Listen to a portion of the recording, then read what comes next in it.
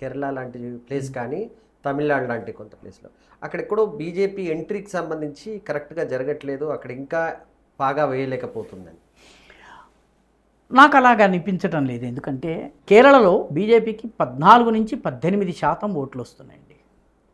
14 నుంచి 18% ఓట్లు వస్తే చిరంజీవికి చెందిన ప్రజారాజ్యం పార్టీ 18 అసెంబ్లీ సీట్లు గెలుచుకుంది ఆంధ్రప్రదేశ్లో. బీజేపీకి 14 నుంచి 18% ఓట్లు కేరళ వంటి చిన్న రాష్ట్రం అయినప్పటికీ కూడాను ఒక్క ఎమ్మెల్యే సీటు కూడా గెలవనివ్వటం లేదు. కాబట్టి కేరళ యొక్క పరిస్థితి చాలా ప్రత్యేకమైంది. కేరళలో నార్త్ కేరళలోని 4 జిల్లాలు 3 జిల్లాలు ఉంటాయి. Ponnani, Manjeri, Malappuram, even part of Wayanad, ఇవన్నీ కూడాను ముస్లిం ఓటర్ల మీద. కాసర్గోడ్, అక్కడ అన్ని చోట్ల బీజేపీ 2వ పొజిషన్లో ఉంటుందండి. జాగ్రత్త చూడండి, కాసర్గోడ్ కానీ, మంజరి కానీ, పొన్నని కానీ 2nd పొజిషన్లో బీజేపీ ఉంటుంది. But BJP cannot win because ఓట్లు లేవన్నీ. దక్షిణ భాగానికి వచ్చేటప్పటికి క్రైస్తవ ఓటర్స్, అడపూజ కావచ్చు, కొట్టయం కావచ్చు, ఈ ప్రాంతాలన్నింటిలో కూడా క్రైస్తవ ఓటర్లు they decide the winner and loser. 18% ఓట్లు ఎక్కడొస్తున్నట్టు వీళ్ళకి ఒక 40% సీట్లలోనే వస్తున్నాయి. 60% సీట్లలో బీజేపీకి డిపాజిట్లు దక్కడం లేదు. కాబట్టి డెమోగ్రఫీ ఈజ్ అగేన్స్ట్ బీజేపీ. అక్కడ ఇదే 18% ఓట్లు వచ్చి ప్రజారాజ్యం 18 సీట్లు గెలుచుకోగలిగింది. కాబట్టి అది ఒక కారణము.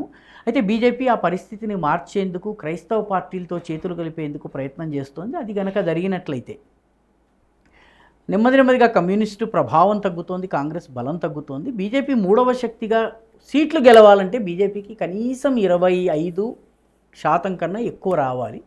ఆ స్థితికి చేరడానికి అక్కడ ఉన్నటువంటి రాజకీయ పరిస్థితులు సహకరించడం లేదు. కానీ ఓట్లు తక్కువగా లేవు, సీట్లుగా అవి కన్వర్ట్ కాదు. తమిళనాడులో కూడా పరిస్థితి అది. తమిళనాడులో ఒంటరిగా బీజేపీ పోయిన లోకసభ ఎన్నికల్లో పిఎంకే 1 ఇయర్ల పార్టీ అయినటువంటి పట్టాళి మక్కల్ కట్చితో కలిసి కూటమి కట్టి చేస్తే బీజేపీకి వచ్చినటువంటి టోటల్ ఓట్స్ బహుశా 11-12% వచ్చినాయి. కూటమితో కలుపుకుంటే బీజేపీకి 18% ఓట్లు వచ్చినాయి. అన్నా డిఎంకే లేకుండా బీజేపీకి 18% ఓట్స్ వచ్చినాయి. దీని అర్థం ఏంటి?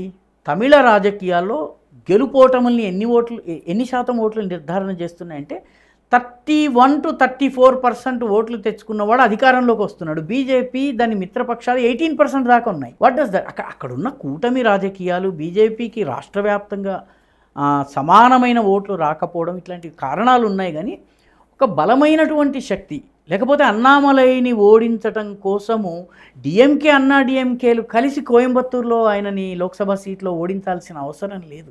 కాబట్టి అక్కడ కూడా వాతావరణము చాలా అనుకూలంగా ఉంది. ఆ టిప్పింగ్ పాయింట్ వస్తుంది. వచ్చినప్పుడు ఓట్లు ఏవైతే ఉన్నాయో మారుతాయి. ఆంధ్ర ప్రాంతంలో కూడా ఈరోజు బీజేపీకి 1% లెస్ దాన్ 1% ఓట్లు ఉన్నాయి. కాబట్టి బీజేపీ బలహీనము అని గనక భావిస్తే అది పొరపాటు అవుతుంది.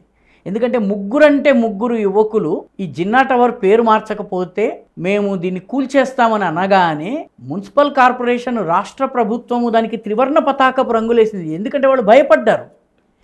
వీళ్ళు ముగ్గురు మాత్రమే కాదు, దానితో పాటు కోట్లాది ప్రజల సెంటిమెంట్లు ముడిపడ్డాయి. ఆ సెంటిమెంట్లను అవి రాజకీయంగా ఓట్లుగా మారితే మేము నిలబడలేమని వాళ్ళు గుర్తించారు కాబట్టి చేశారు. కాబట్టి number of votes is not a measure of an ideas success or failure. ఒక పార్టీ యొక్క సక్సెస్ ఆఫ్ ఫెయిల్యూర్కి ఓట్లు ఎన్ని ఓట్లు వచ్చాయన్నది అవుతాయి. కానీ బీజేపీ ఏదైతే ఆలోచన విధానంతో వెళ్తుందో అది ఒక ఐడియా. ఆ ఐడియాకి మద్దతు ఉంది కాబట్టే ఈరోజు చెగువేరా బొమ్మ తగిలించుకున్నటువంటి రాజకీయ నాయకుడు కూడా హిందువులపైన అన్యాయం జరిగితే మేము ఊరుకోము, పెహల్గాం దాడిలో హిందువుల్ని ఎందుకు చేశారని బీజేపీ కన్నా ఎక్కువ ఎందుకు మాట్లాడుతున్నాడు?